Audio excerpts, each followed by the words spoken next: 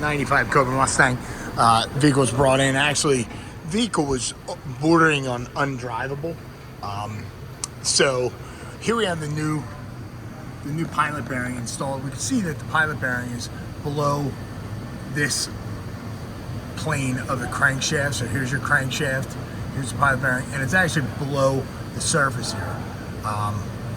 This, I don't know what happened here or what happened here, how that was all beat up. But anyway, here's the, this is the pilot bearing that was pulled out.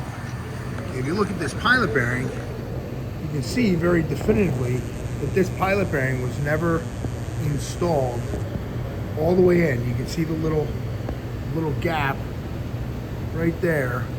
It's driven into here, but it still had this was sticking out quite a bit. Okay, you can see how this was beat up here. Okay, so unless you actually were standing in the seat pushing on the clutch almost to a point where you felt like your knee was going to blow out, whether it was interacting with this plane of the clutch, or somehow that pilot bearing was far enough out to continue to want to rotate the input shaft. It was bottoming out on the input shaft. It's kind of tough to say, but without question, we had a install related error with this clutch. It's obvious that the clutch was in fact replaced, but not a whole lot left on that clutch. So we actually acquired another clutch in addition to not just putting the clutch in. There was an imbalance at higher RPM. So what we did is we got a new billet steel flywheel. This flywheel has the ability to have 50-ounce counterweight, which this is.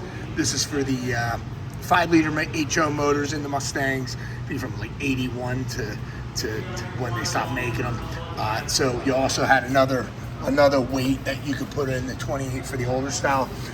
Another is a RST twin disc clutch cloud unit. Very light pedal effort, and how you attain power holding capacity with it is basically you have twice as many clutch components in it. So there's one disc, there's the plate there, and then here's your other friction disc. So this clutch, I had one in a Corvette, a twin turbo Corvette. That car made roughly 1,000 horsepower. Another interesting thing, here's a hydraulic system conversion. Okay, so this uses the factory pedal. You have a clutch quadrant here, and you have a clutch.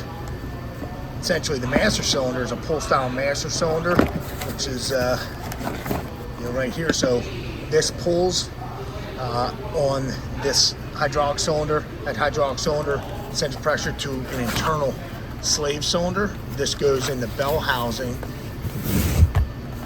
and essentially it's adjustable, and you can make sure that your clutch release and clutch is going to give you the correct toe play and the correct release point, while also adding a bit of improved effort. The pedal effort on a hydraulic clutch is definitely better than a cable clutch, especially when you run a twin disc that doesn't have an aggressive pedal. This pressure plate spring rate was extremely heavy, almost to a point of annoying with being driven. The problem was even compounded because of this pilot bearing never being installed fully, and essentially creating a situation where the clutch would not release.